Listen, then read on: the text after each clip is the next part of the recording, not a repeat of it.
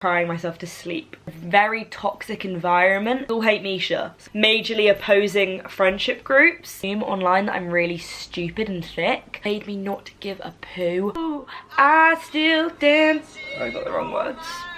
Hello everyone and welcome back to the Storytime sofa. I'm quite dressed up for the Storytime sofa. I'm normally a lot more casual and I'm very jingly. Apologies if that gets annoying throughout this video, but hello. Today I'm going to be doing an interesting story time, but then again I feel like that is the point of a story time, that they are interesting. Well done, Misha. So today I'm going to be talking about why I left school. Now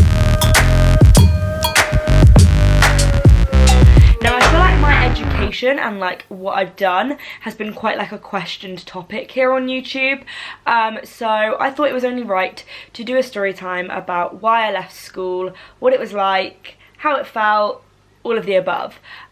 So throwback to, what year did I start school? Like secondary school, maybe like 2010. Yeah, because you're at school for 5 years.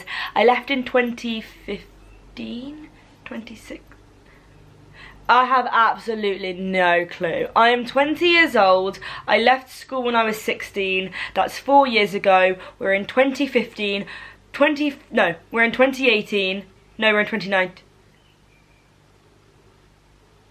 2019 minus 4 is 2015. I left school in 2015. Okay, so I went to an all-girls school from year 7 till year 11. That is just where my parents sent me. It wasn't like a big deal. I'd gone to a mixed primary school, but it was just a really good school. Not even that nearby, but it was one of those schools that you had to do a exam to get into. I can't remember what, 11 plus, is that what they were called? Yeah, those. You had to do one of those. I revised, I got in, and happy days. Yep, my sister also went to that school, so it was kind of like a familiar territory. So it wasn't actually that near to my house. It was like a half-an-hour bus ride that I had to get every single day. But yeah, went there, all-girls school. Going to an all-girls school is probably an entirely different story time, because it's most definitely an experience. I do actually think if I had a girl, I would send her to an all-girls school, because I do think it really like sets you up for life, because you are able to deal with so much bitchiness, like so much bitchiness, because a school of like, I think we had like 280, no wait, way more than that, because it was maybe like that, however many thousands of people in my school. We had a lot of hormonal females, which makes an interesting mixture. We also had a boys' school next door, but we didn't really see them in lessons. It was only at break time if you wanted to go over to the Gap. Again, a whole nother story.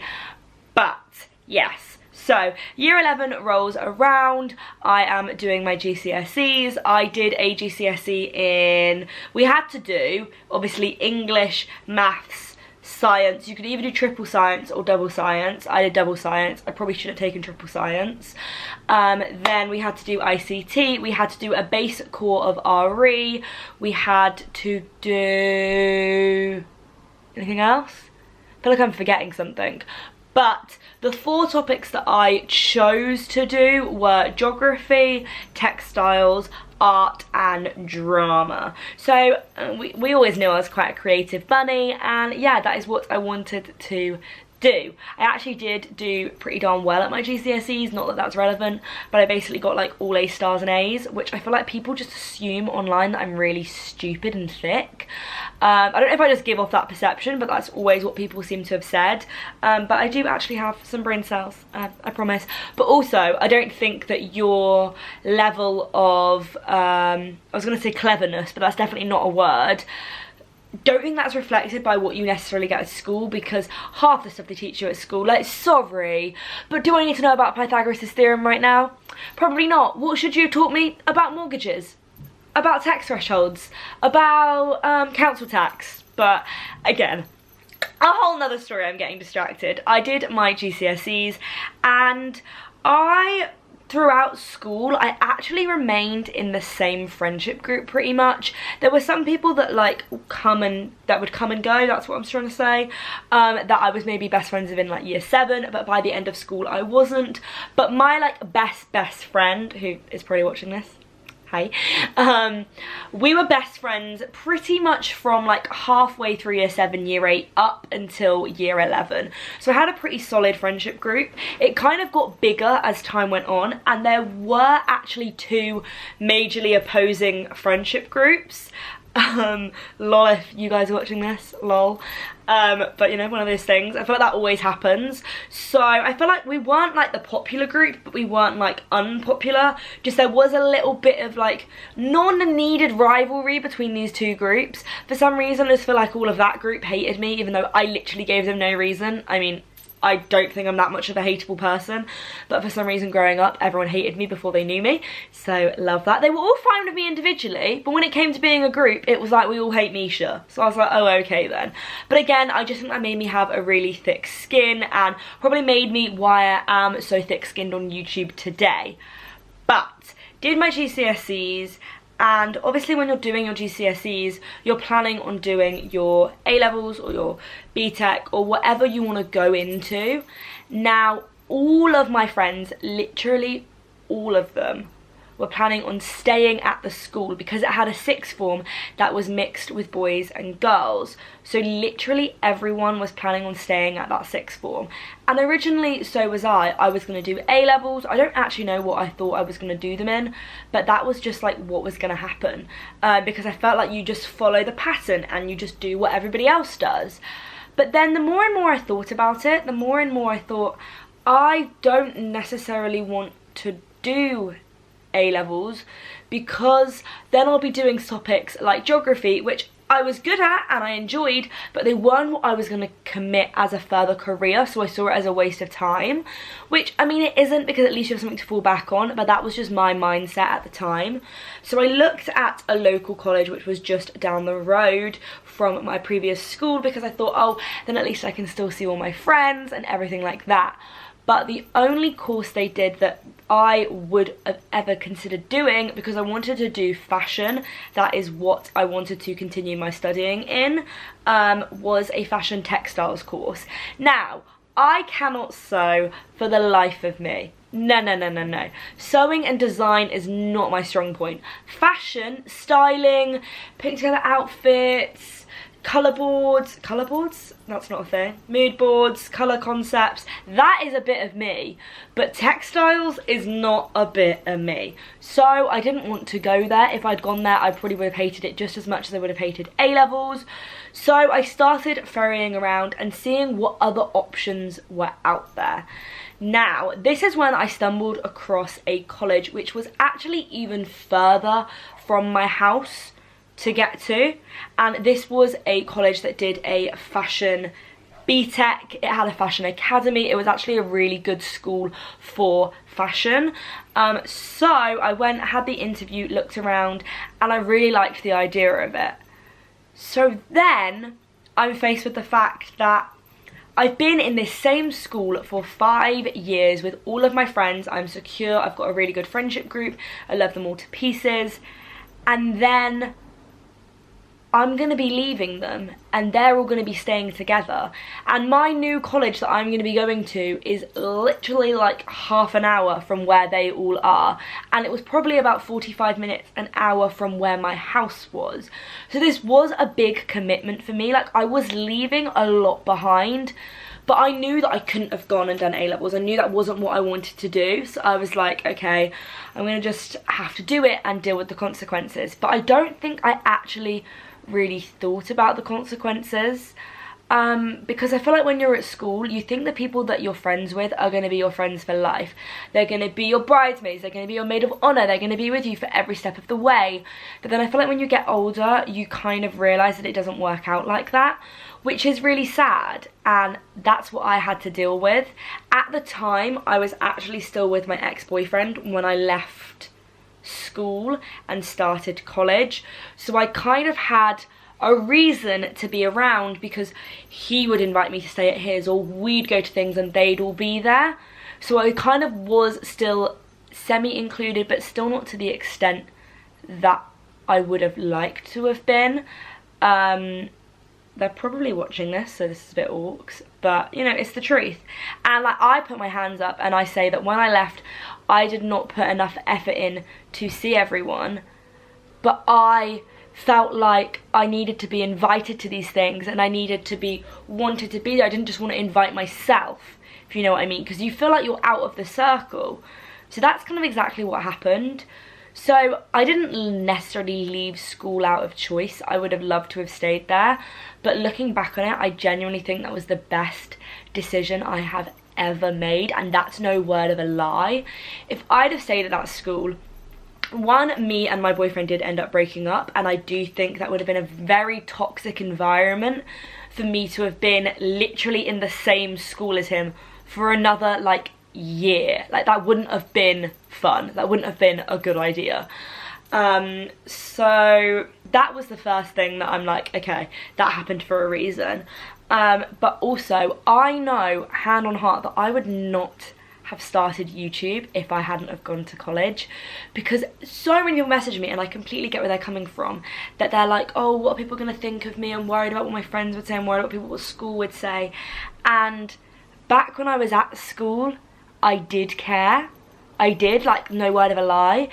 But I think the whole all-girls school, bitchiness, rival groups, over time it just made me not give a poo. But I still don't think I would have taken the plunge to do a YouTube channel.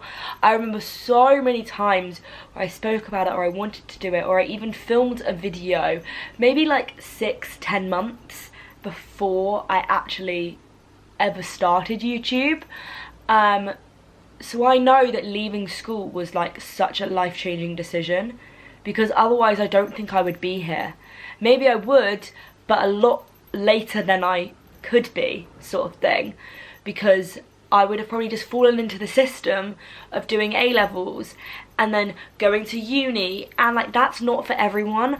But for some reason I grew up thinking that was the only way to do things, that you had to follow the system. And I didn't go to uni. I did my BTEC in fashion. I got a triple distinction star. I was so happy with that. But even by the second year of college, I didn't want to be there anymore. It just wasn't me. And I was always like the most studious child growing up. Like, I loved school. Like, loved, hated it. I feel like we all do that. But I just realised that I'd outgrown the system. And yeah, it's crazy, because I don't know what my life would have been like if I'd stayed. And although it was such a hard decision, because I did lose all of my friends. Literally, I did. How I see it is that you're going to lose them at some point in your life, so you might as well lose them then, rather than leave it even longer, get even more invested in it, hurt even more. So although I remember literally crying myself to sleep at night because I wasn't with any of my friends, and of course I made new friends at college, but you know, when just like you thought they were going to be forever friends and they aren't, that's really hard to deal with. So yeah, it probably was a fault of my own and a fault of theirs. Not that I'm trying to like play the blame game, but it was definitely a big factor. So yeah, I think the reason I want to tell this story is not because it's like, oh, pity me, my friends left me when I went to college, because I've got the most incredible group of friends around me now, and I know that they will be my friends forever, because it's not just circumstance that we're friends. It's not just because we go to the same school, and I think that happens a lot. So if you don't want to fit in the mold, if you want to break the mold, if you want to do something different, if you're scared, feel the fear and do it anyway. That is what I always say, because you just never know. You don't want to look back at life and be like, oh, what if? There's nothing worse than that. And if you are going through a rough patch with friends, just know that everything will work out in the end. And if you're not supposed to have those people in your life, you're not supposed to have those people in your life. I think they say that people come into your life to, what is it, like teach you a lesson and something and something and something. In life, you will realise there is a role for everyone you will meet. Some will test you, some will use you, some will love you, and some will teach you. I think that's pretty good, because I do think friendship breakups are harder, especially when there's not actually a reason. It's not like there was a big massive fight.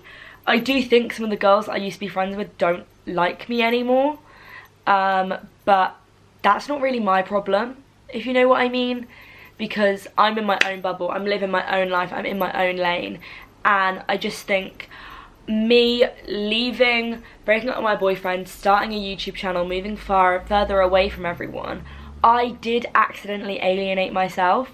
And although people will say, I don't want to start a YouTube channel because what if I do lose my friends? Well, then they're not good enough friends. They're not the friends that you should have.